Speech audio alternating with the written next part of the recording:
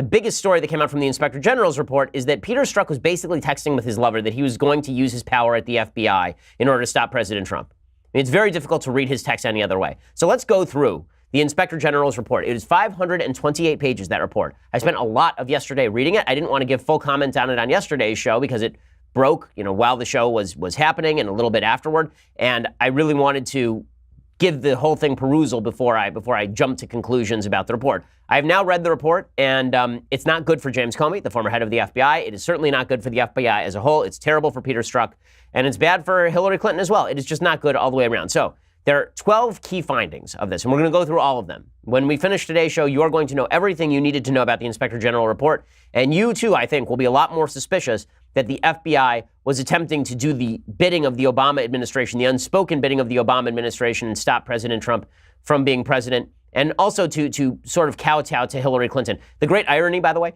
is that the FBI that wanted Hillary Clinton to be president, these key players in the FBI that wanted Hillary Clinton to be president, in their attempt to make sure that Hillary Clinton was a quote-unquote legitimate president, they probably prevented her from becoming president.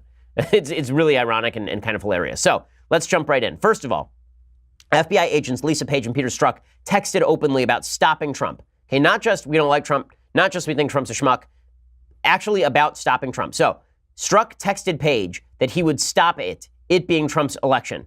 So the actual texts are pretty incredible. The actual texts suggest, let me read it to you. Page texts to Strzok, quote, "Trump's not ever going to become president, right? Right?" This is August 2016. And Strzok writes back, no, he won't. We'll stop it. Who is we? Who is we? Okay, so people on the left are hanging their hat on maybe we as all the Democrats are going to rise up and stop it. Yeah, that's plausible. That's plausible. When my wife says, don't tell me no one's going to pick up the kids, and I say, don't worry, I'll stop it. I don't mean like I collectively. I don't mean like the nanny. I mean like I will take care of it, right? We'll stop it sounds like we in our official capacity. And by the way, this is what the Inspector General report found, right? The IG report found that the text, quote, potentially indicated or created the appearance that investigative decisions were impacted by bias or improper considerations. The report added, quote, it is not only indicative of a biased state of mind, but even more seriously implies a willingness to take official action to impact the presidential candidate's electoral prospects. This is antithetical to the core values of the FBI and the Department of Justice. Now, you remember yesterday when we talked about this IG report, the main headline coming out from the mainstream media, which we talked about, was that there was no political bias in the FBI targeting President Trump or directed at exonerating Hillary Clinton.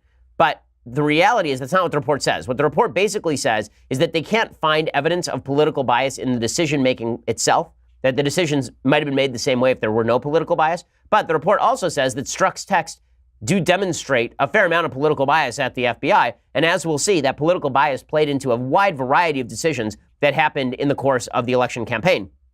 The report found that the Hillary investigation was not adversely impacted by Strzok or Page's decision-making, but this report did not cover the Russia investigation, right? It did not cover whether Strzok and people who thought like him were involved in the Russia investigation and to what extent they decided to pervert the Russia investigation or accelerate the Russia investigation because they did not like President Trump personally.